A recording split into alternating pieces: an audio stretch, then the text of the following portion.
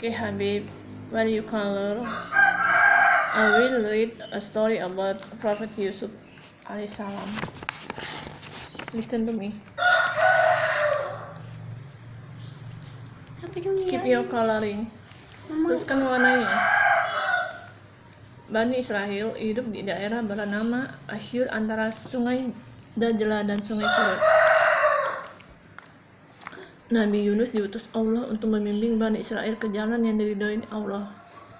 Saat itu keadaan Bani Israel sangat parah. Perpecahan terjadi di mana-mana, akhlak rusak, bahkan mereka sudah melupakan Allah. Bani Israel live in the area called Assyria. It was located between river Dajlah and river Furat. The prophet Yunus was sent by God to guide Bani Israel for the road that God prophets. At the time, the state of Bani Israel were very severe. The split occurred everywhere. Their behavior was totally damaged.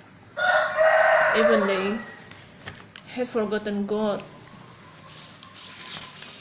Dengarkan, Bib. Siang malam, Nabi Yunus berdakwah untuk memperbaiki kaum Bani Israel. Dengan sabar, dia terus membimbing mereka. Tetapi Bani Israel tetap tidak mau mendengar seruan Nabi Yunus. Day and night, Prophet Yunus kept preaching to improve Bani Israel's behavior. Patiently, he continued guiding them. But Bani Israel remained not to hear what Prophet Yunus said. Yes, keep your glory. Please continue. Beside, nih. Udah ini, tengah. Jam buka lagi yang lain.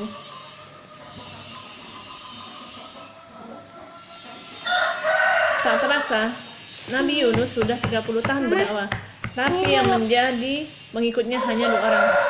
Nabi Yunus pun kesal. Nabi mengadu kepada Allah dan berdoa untuk menurunkan siksaan pada kaumnya sebelum mendapat izin dari Allah. Nabi Yunus pergi meninggalkan kaumnya.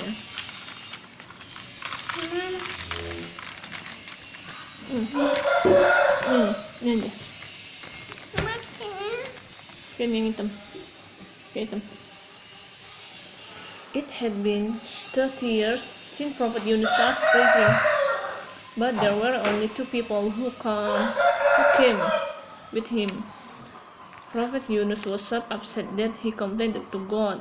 He also prayed to God to give punishment on Bani Israel. Before he got the answer from God, Prophet Yunus left his people. Terus, suatu ketika datanglah azab Allah. Awan hitam menaungi daerah tempat kaum Bani Israel. Yunus, kami beriman kepada Allah. Mama cepetan. Yunus, di mana kamu berada? Kata kaum Bani Israel ketakutan. Mereka berteriak-teriak untuk bertobat. Tetapi Nabi Yunus tidak mendengar Mama, ini mereka pulang karena aja, dia Ma. sudah pergi jauh. One day, God sent the punishment to Bani Israel. There was a black cloud overshadowed the area where Bani Israel lived. Yunus, we believe in Allah. Yunus, where are you? Said the people of Bani Israel and Seychelles. They screamed and sounded terrible. However, Prophet Yunus couldn't hear them because he had gone away.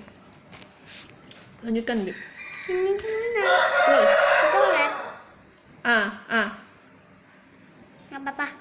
Sementara itu, Nabi Yunus berada di pantai. Dia bermaksud pergi berlayar meninggalkan kaumnya. Lalu dia menumpang sebuah kapal yang penuh sesak. Tak lama, kapal pun berlayar. Perjalanan dalam kapal layar terasa lama. Di tengah-tengah perjalanan, tiba-tiba datang gelombang besar. Kapal pun oleng. Berkali-kali kapal hampir jatuh karena beban muatan yang sangat lanjut. Berat. Meanwhile, Prophet Yunus was at the beach. He intended to leave his people and went sailing. Then he boarded a crowded ship. Soon, the ship was sailing. It was so long to travel in a sailboat. All of a sudden, a big wave came. The ship was shaky. The ship almost fell because many times because of very heavy cargo loads. Kapal ini terlalu berat, beban muatan harus dikurangi. Tapi Udah. jika tidak maka semua akan mati dengan. Siapa di antara kalian bersedia diturunkan? Kata sang nakoda. 19. This ship is too heavy. Cargo load must be reduced. If not, then all will die of drowning. Who among you is willing to be lowered? Said the skipper. Tentu saja tidak ada yang mau diturunkan di tengah lautan. Karena tidak ada yang menjawab, akhirnya dilakukanlah pengundian. Siapa yang keluar namanya, maka ia harus diturunkan di lautan. Setelah beberapa kali diundi, ternyata nama yang keluar adalah Nabi Yunus. Akhirnya, Nabi Yunus berlapang dada untuk diturunkan tengah lautan. Of course, no one wanted to be lowered in the middle of the ocean. Since no one answered, finally the skipper made a kind of rebel, whose name came out must be lowered in the ocean. After several times, the rebel was done. It turned out the name of Prophet Yunus. Finally, the Prophet Jonah could accept the rebel. He was dropped off at the middle of the ocean. Gak apa-apa terus. Dengan hati sedih, para penumpang melihat Nabi Yunus yang diturunkan di tengah lautan. Nabi Yunus terombang-ambing gelombang. Tiba-tiba dari arah belakang muncul seekor paus yang langsung menahan Nabi Yunus. Nabi Yunus pun hilang dari lautan. All the passengers felt sorry to see Prophet Yunus was fallen in the ocean. Prophet Yunus was tossed by the waves. Suddenly, there was a whale came and swallowed Yunus instantly. Prophet Yunus was gone from the ocean. Nabi Yunus berada di dalam perut Yunus, di dalam perut paus yang sangat gelap dan pengap. Hal itu membuat Nabi Yunus sulit bernapas. Dia tampak kelelahan. Setelah berapa lama, akhirnya Nabi Yunus menyadari kesalahannya. Dia pun memohon ampun dan bertobat kepada Allah karena telah meninggalkan kaum yang seharusnya dibimbingnya. After some time, Prophet Yunus was inside the whale. It was so dark and stuffy being here that made Prophet Yunus couldn't breathe.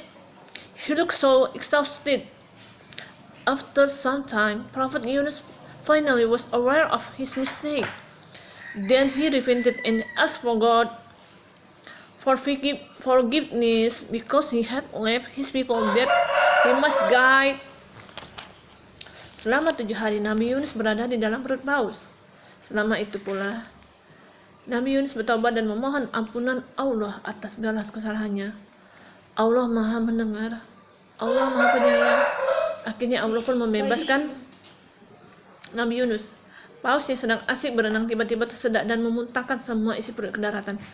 During the 7 days of Prophet Yunus was in the belly of the whale, Prophet Yunus kept repenting and begged Allah forgiveness for any mistakes. Allah listened to his prayer.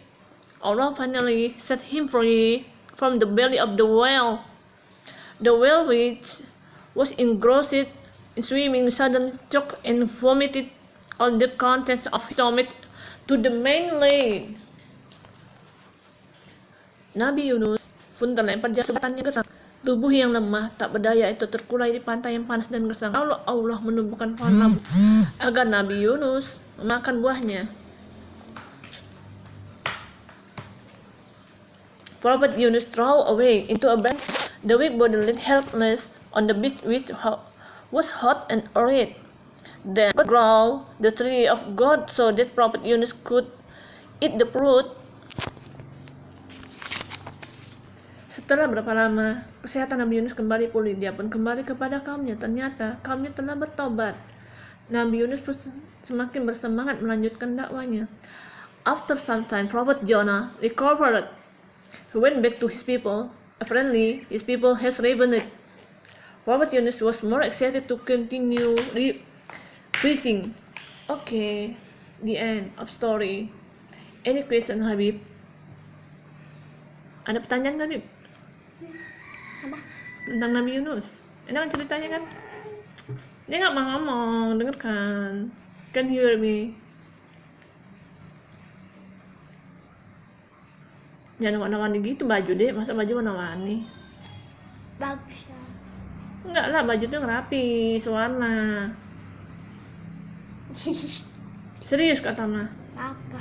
Nggak boleh warna-warni gitu, bagus lah baju. Masa ada baju warna-warni kayak gitu? Baju